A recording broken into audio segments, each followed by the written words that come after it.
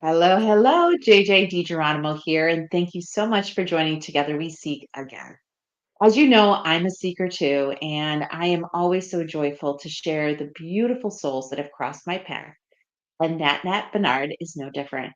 We met a few months ago, and I've been following her work, and we have similar connections. We have mutual connections. And today I really am looking forward to sharing her journey with you because I feel like everyone's journey is intertwined in some capacity.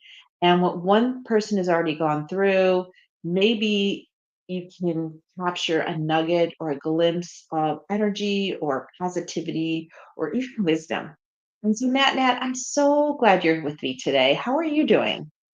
I'm well, and thank you so much for having me as a guest and sharing me with your listeners.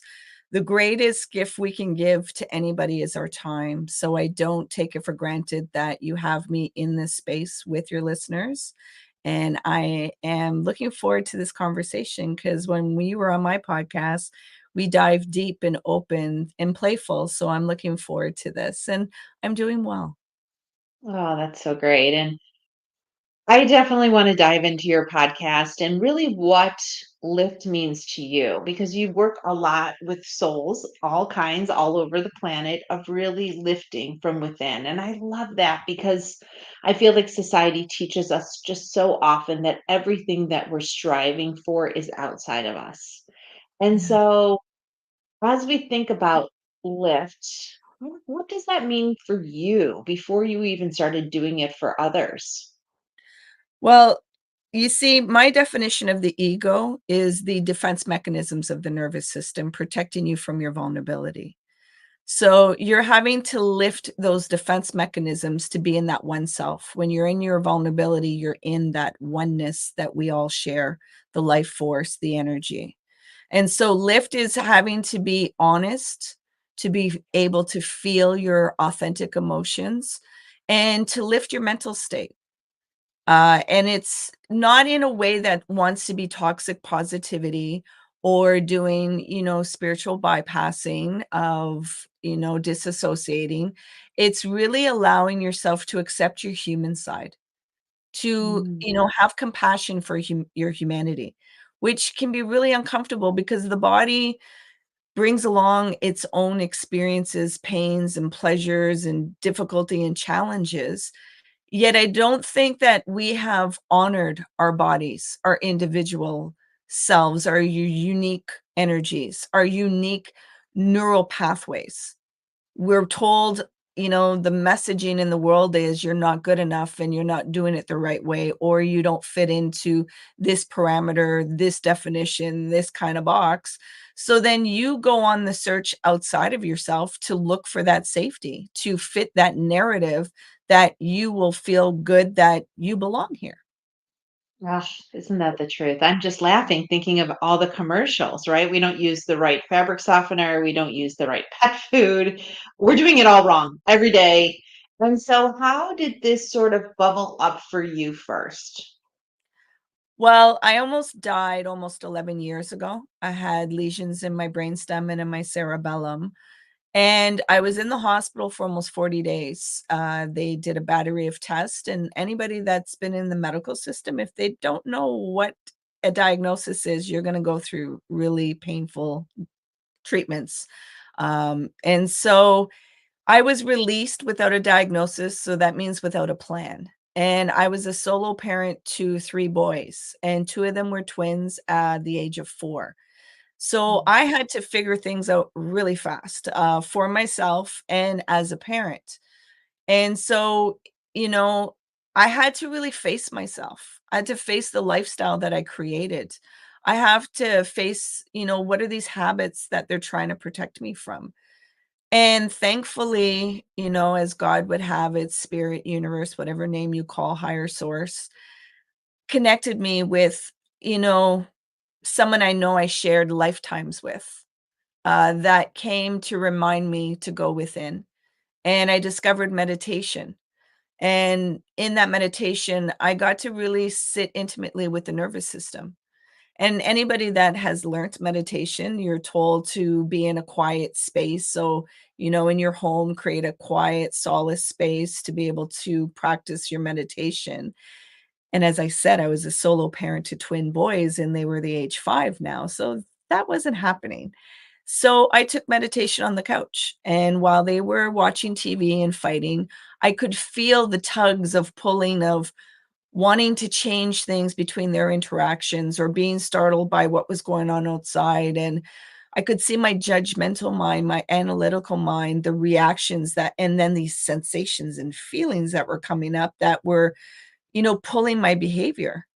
Yet I just brought it back with the breath and strengthened my awareness, my self-awareness of myself, and allowed myself to face the fear, to acknowledge the vulnerability, acknowledge the sensitivity, and see these experiences that were coming up, to see where these identities were formed and why I saw myself the way I saw myself, and these feelings that I never felt before because I had shut them down whenever they tried to come up.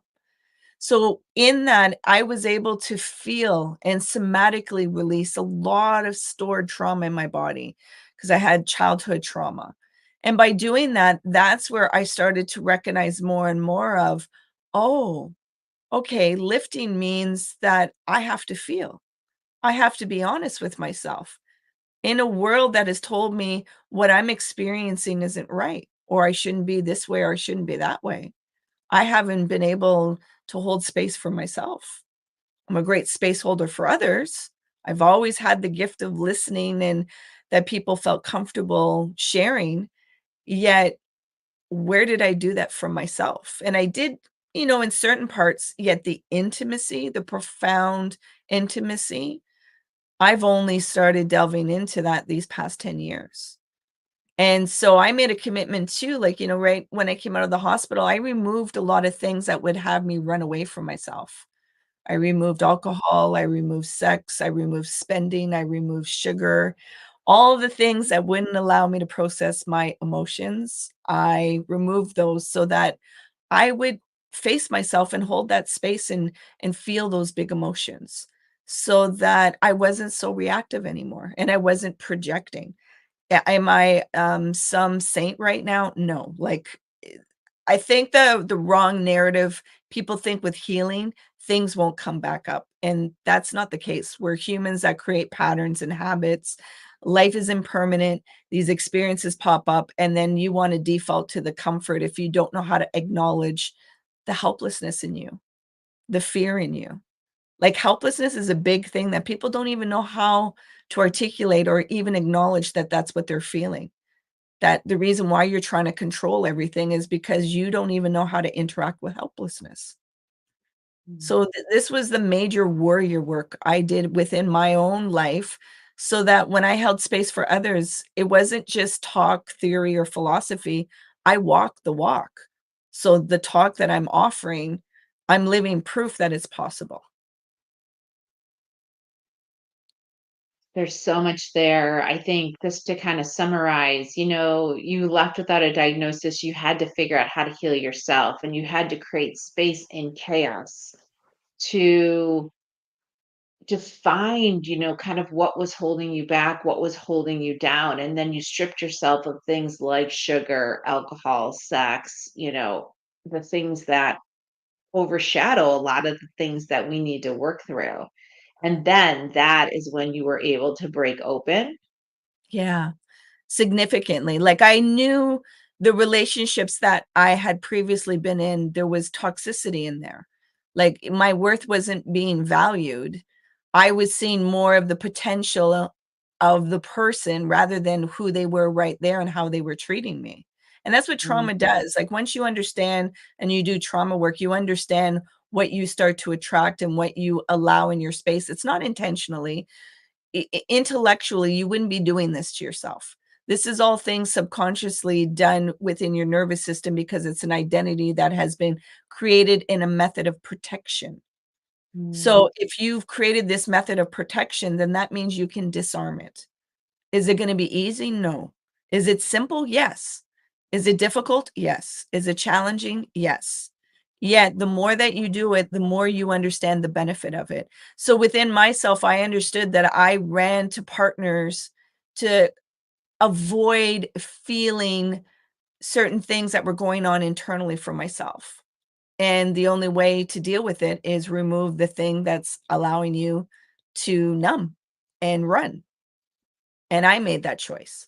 I think it's really, I accessed the power of choice, not how I was feeling. Because if I went by always how I felt, resilient wouldn't be defined in me because I've gone through a lot of things that couldn't be just, why even bother? Why even keep showing up? Yet I've learned to take that manure from life and, sprinkle it in my garden so that there's vibrancy. Like I say, process the shit. I know, I love that because I was going to ask you, how do you process the shit? Because now it's all bubbling up for you. You're recognizing all this energy, these memories, the energy associated with these memories, the decisions. Like, how do you actually process, release? How do you do that? Would you allow me to guide you into a mindful moment right now and the listeners so that they can see what I'm speaking about? That would be delightful. Okay. And for the listeners, some listen to this while they're driving. So, safety first. When I ask JJ and myself to close our eyes, please do not close your eyes. Just Mm. follow the other prompts. So, I'm going to ask you, JJ, to get comfortable in your seating. And if it's safe to do, gently close your eyes. And you're going to begin breathing in and out through your nose. And you're going to bring your awareness to watching your breath go in and out. You're not going to try and control your breath. You're just going to keep the awareness on watching the rhythm, allowing it to guide you in your body. There may be some sensations or feelings coming up in the body. It's okay. Let them come up. You're safe to feel. You're safe to let go. Surrender the need to control. Release the need to resist and just be. Be with your breath. Drop deeper into your body. Now, there may be some thoughts or to-do lists that have come up, and that's okay. Gently bring your awareness back to your breath, creating a space between the awareness and the thoughts, and going deeper into your body. Again, those thoughts may have popped back up. Bring your awareness to your breath, beginning again, creating more space between the awareness and the thoughts, and dropping deeper into your body, just allowing yourself to be.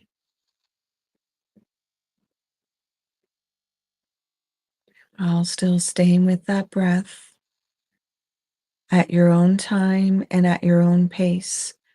You're going to gently open your eyes while still staying with your breath.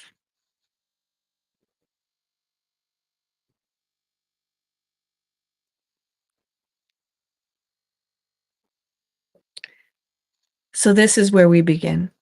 We begin cultivating mindful moments.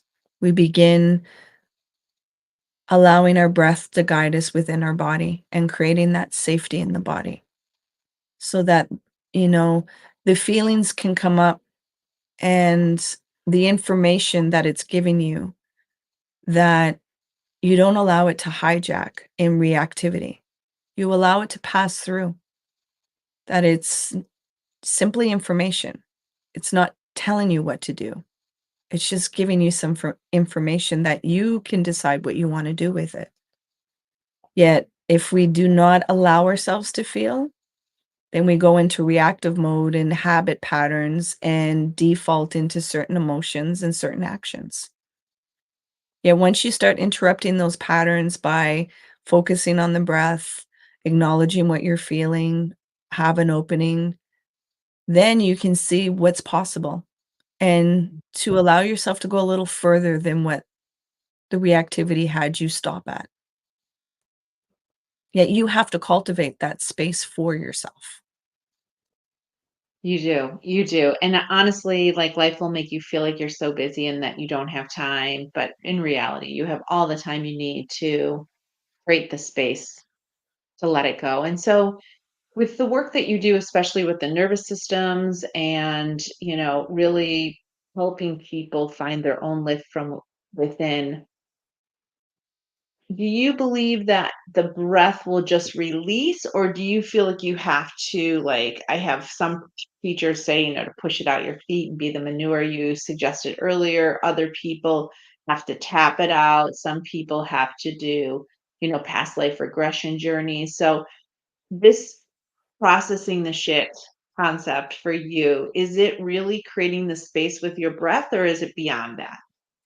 It starts with the breath, and then you can tap into your nervous system because, past life regression, past lives, generational trauma, nervous systems are creating nervous systems. And so if Mm, we have left charges in nervous systems, they get charged into another nervous system. And so mm, sometimes some people will be like, I feel like I've had a previous life. Like there's these heavy energies or experiences or emotions that in my direct life, it doesn't give any facts to this. Like, why would I feel this? Where you can tap into the energy of that. A lot of people think it's a curse. They're not seeing the benefit of looking at the information that those charges have. And movement is very important for a nervous system. That's why, they start with meditation to be sitting so that you can be aware. Because a lot of times we do movement to try and run and ignore, not work with the body. You're trying to, numb it and try to avoid and disassociate. Where the movement helps you to let the body process it in a somatic way so those mm, energies can release. What the basic wording of all those, different modalities that you just mentioned is regulating the nervous system, deactivating the activation of the fight, flight, freeze, or fawn of the nervous system so that you can be in openness, you can be in joy, you can be in peace, and that you can receive. A very activated nervous system is very next to none that you can receive anything. You just want to give because giving gives a sense of protection and you're not in a vulnerable state. And you haven't been taught to be able to receive from yourself. You mm, haven't really recognized that you are somebody. You've been going externally. And I get some spiritual make it that, well, put the attention on other people so that the ego doesn't get super inflated, and there's, facts to that, yet also it's to learn to befriend the ego. You don't wanna kill the ego. The ego is your persona to help you walk this dimension of the world. So learn to play in it. Learn to access your authentic part of you, connect back into the self. And to be able to connect back into the self means to feel your authentic emotions. mm, And to feel your authentic emotions means you're gonna have to do some work to feel some stuff that you've never felt, and it's gonna be messy. It's gonna be uncomfortable. It's going to be, I don't know what the F I'm doing. Like, what the heck is this? Yet you will see that your limbic system, which is part of your nervous system, which is part of your intuition and vulnerability, will tug at things. Like in this conversation, there may be an opening where you felt a glimmer of, whoa, they're activating something in me. I can access some truth in what they're saying. That's your limbic system signaling you that there's an opening of safety there. Your limbic system also activates the fear part. So it becomes a little bit of a mind fuck, excuse my language, where people don't understand, like, I don't get this stuff. Yet it's not choosing one or the other. It's allowing yourself to recognize the fear and to walk through it. No longer denying it, no longer suppressing it. It's walk through it and use its power to go into the unknown and the uncertainty. And that requires you to trust yourself in a mm. world that tells you you don't know enough yet and you're not there yet. So you can't trust yourself. Right. Such a perfect paradigm of confusion for so many humans that are here to do such big work. Yeah. Oh, Nat, this is such good stuff. And you can see just in our little conversation here, this short time we've spent together, why so many people turn to her for guidance, for coaching, for insight, for wisdom, for guidance, like with healing from the inside out. And so, so many of the testimonials that you've shared on your page and through your work is really so beautiful because you create this authentic space for people to dig through what is no longer serving them and give them a vision of what is possible that comes from within. And I well, then we need millions of people like you in the world because so many of us are here to do such big work. And through this podcast is really to show so many that we all are working through our own shit. Yeah. But in the process, we're able to teach, share, and create space for others. And so tell us a little bit about the space you create for others and the work that you do to help them. So, the title that I have is Energy Healing Specialist. And what that means is I help to regulate the nervous system. What I do is I create a space where you can be honest with yourself. I co regulate the nervous system so that when these feelings and sensations come up, they don't feel debilitating and overwhelm and where you want to shut down, that you're empowered to actually go through the journey of discovering who you really are and to release these narrations, these belief systems, these identities that have been created in a sense of protection. I know a lot of times people want to berate themselves or they see what has come about and they're like, how could I have not known? And it's like, remember, this was protection. It might not feel like it was protection, yet it was protection. You may have gone into a toxic, abusive relationship and not understanding why would I allow that because it felt like protection. So once you understand what is the protection doing, that's when you can tell it, okay, we don't need this type of protection anymore. We can go beyond this and we can create our narration and our story.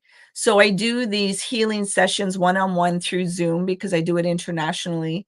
I also hold spaces where I live. I live in Canada, Ottawa, Ontario, and the title of my workshops are called Give Yourself Space so that people, like you said, we have busy lives and we mean well, yet we need to do it in community so that we can create that accountability that we actually do our work. And when we're in roles of parents and spouse and partnerships and friendships and yada yada yada, it can be difficult to remember the one important relationship is with yourself, and you have to cultivate space with that. So I hold those spaces. Presently, I'm writing a book so that I can simplify the language for people so that they can do that inner work within themselves and hear the process of how I discovered it for myself. And I'm also creating course content so that we can create in a community of doing this work and not thinking that it's like a pill that you take once and everything's all gone away. Life is impermanent. People are going to die, economy is going to change, the weather's going to do different patterns. So we have to learn to regulate our nervous system in the impermanence of life. And when you have a community that can hold space to remind you of your power within, that's where we create the change. So beautiful. And I hope you'll come back when you get that book done.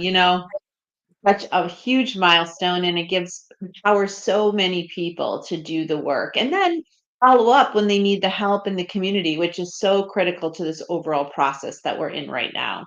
Yeah. So next, I love that you created the time and the space to join me. I could talk to you for hours, and I'm just so grateful that you shared such wisdom with us today. It's been an honor to be here, and please come back to my podcast. You're always welcome, and I look forward to coming back here. And I just want to remind you and the listeners to please remember to be kind to yourself. You matter. You matter. I matter. You matter. We matter. And if you love NatNat's work, please check out all her links below. Such beautiful work that you've created for the world. And I'm just so honored to know you. So thank you for joining us. Thank you. Mm. So, with that, we'll see you again here next time. And if you have resonated with this message, I hope that you click like and tell your friends because we are here to create the space we all need to dust off our gifts and really shine and create a path for many. So, thank you for joining us.